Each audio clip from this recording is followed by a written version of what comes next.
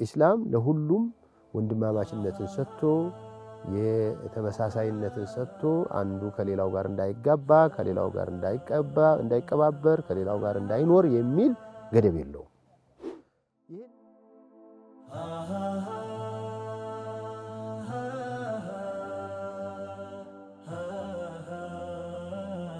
بسم الله الرحمن الرحيم الحمد لله رب العالمين والصلاة والسلام على رسول الله وعلى آله وصحبه ومن ما بعد شيخ كان ወደ ቲቪ አፍሪካ ባለቤትም ቢሆን እንኳን በሰላም መጡ።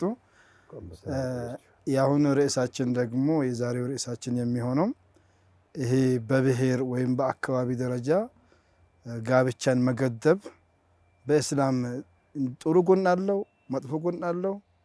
መጥፎ ጎን ካለውስ ምን ነገር እርሶ ከእድሜም አንፃር በተለይ ቲቪ አፍሪካ ላይ ደግሞ አብዛኛው ጥያቄ የሚቀርብሉት ከዓለም ደረጃ በዚህ ዙሪያ ስለሆነ ከሸሪዓው አንፃር ደግሞ ምንድነው መመዘኛው ለአንድ ትዳር መመስረት ለሱም ዲን ነው የሚያሻማ ነገር የለም። ከዛ ባሻገር ደግሞ ምንድነው የሚለውን ቢያብራሩልን ጀዛኩሙላሁ ኸይራን። እንግዲህ ቢስሚላህ ወልሐምዱሊላህ ወሰላቱ ወሰላሙ ዐላ ረሱሊላህ ሰለላሁ ዐለይሂ ወሰለም የኢስላም አስተምሮት በዘር በቋንቋ በአካባቢ እንዳይወሰን አላህ Subhanahu Wa Ta'ala ሪሳላውን የመጨረሻውን ነብይ ሲልክ وما أرسلناك إلا رحمة للعالمين إن هو إلا ذكر للعالمين إلى الله ዓለማዊ ጥሪ ነው። ዓለማዊ ጥሪ ደግሞ በቋንቋ በመልክ በመናምን ተቀይሮ ወይም ተገድቦ የሚሆን ነገር የለም። ከዚህ አኳያ ኢስላም ለሁሉም ወንድማማችነትን ሰጥቶ የተመሳሳይነትን ሰጥቶ አንዱ ከሌላው ጋር እንዳይጋባ ከሌላው ጋር እንዳይቀባበር ከሌላው ጋር እንዳይኖር የሚል ገደብ የለውም።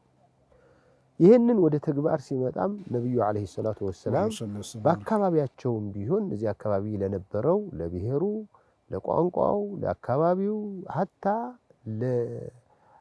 በአይሁዳ የመጡ አዲስ የሰለሙ የነበሩ በሚል ምንም ልዩነት አላሳዩም።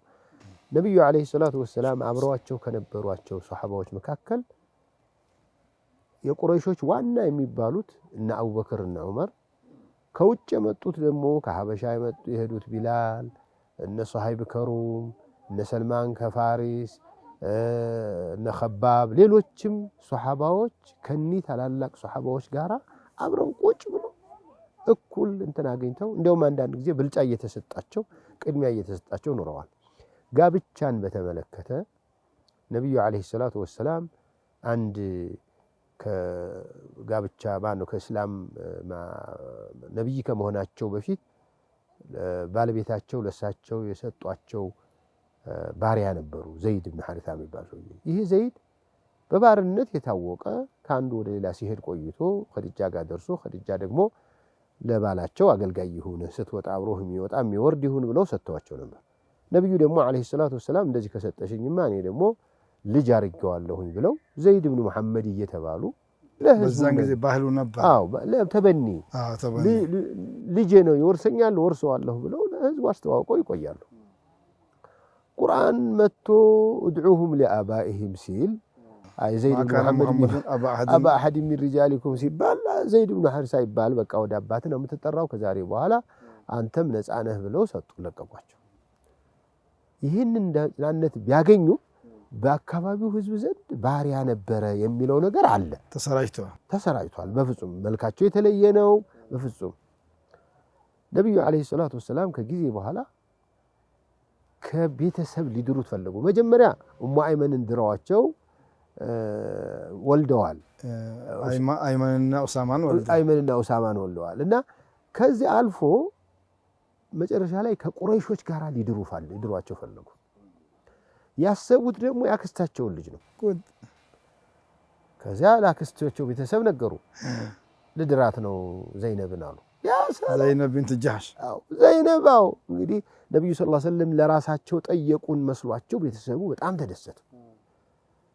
ከዚያ ሚስጥሩ ሲታወቅ ለካ ለዘይድ ነው አለ። ዘይድ ማናደርግም አሉ። እንዴ ብንሰልም ለባሪያ እንዴት ይሆናል? ትናንትና እንደ በሬ ይሸጥ የነበረ ሰውዬ አሁን እኛ ቤት እንዴት ይሆናል ብለው ትንሽ ከፋቸው። ቁርአን ወረደ ይላሉ አንዳንዶቹ ሰበብ ኑዙልስ ነው ይላሉ። ምንድነው ማ ካነ ሊሙእሚኒን ወላ ሙእሚነትን ኢዛ ቀደ አላሁ ወረሱሉሁ አምረን አን የኩነ ለሁም ኺየረቱ ሚን አምሪሂ ቀጥሎ መን ያዕሲላህ ነው የሚለው። በጣም ከባድ። ስለዚህ አንድ ሙእሚን ሴት አንድ ሙእሚን ወንድ የአላህና የመልእክተኛው ትእዛዝ ባለበት ላይ ምንም ምርጫ ሊኖራቸው አይገባም ሲል ሲንሳ አያ ሲሰሙ በእኛ ጉዳይ አላህ ከሰማይ ምን ቁርአን አወረደ። አዎ በቃ እኔ ለፈለጉት ይስጠኝ እሺ ብያለሁ አሉ ልጅ። እስላም እንደዚህ ነው የሚያጠላው። ከከለከለ አጽዞ ነው ሲባሉ ዘይድ አላህ ሸምግሎ ጋብቻው እንዲፈጸም ተደርጎ አገቡ።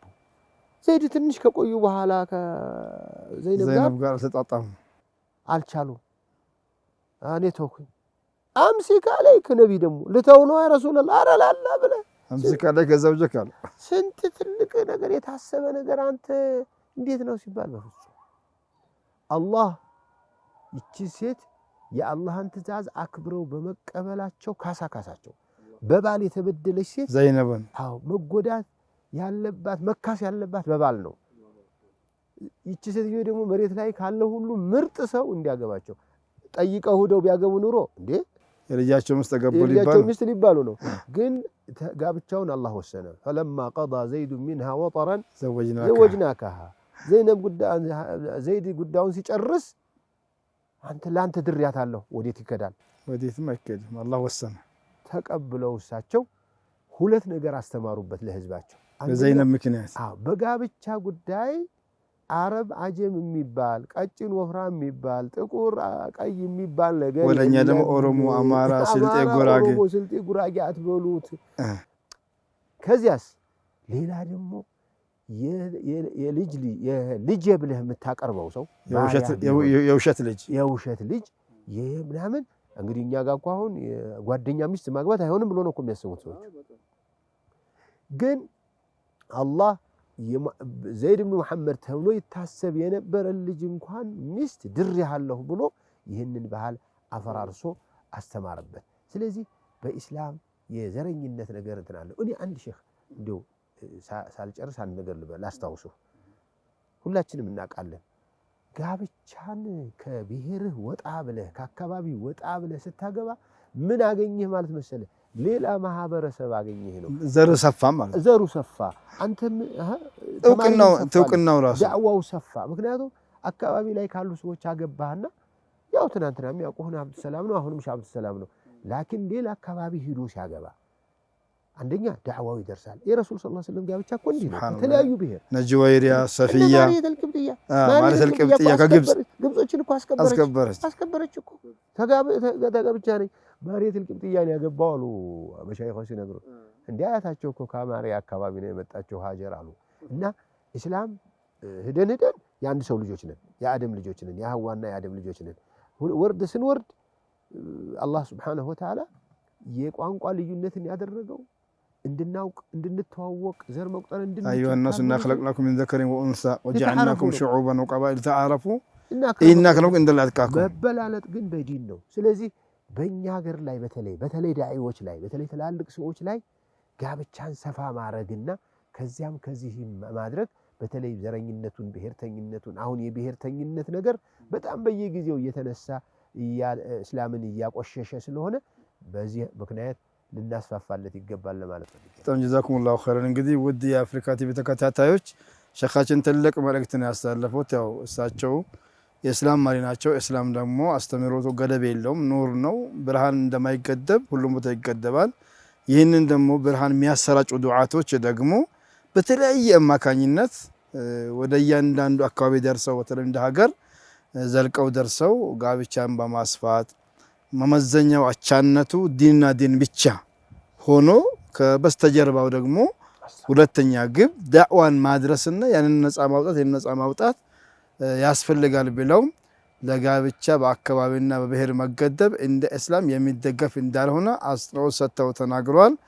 አድማጮች እንግዲህ ሴቶችም ወንዶችም ኢንሻአላህ ይሄን ተቀብላችሁ በስራ እንደምትታዊሉ ተስፋ እናደርጋለን። ለዛሬ ያዝነው ይሄ ነው። ጀዛኩሙላሁ ኸይረን። ሰላም አለይኩም ወራህመቱላሂ ወበረካቱ።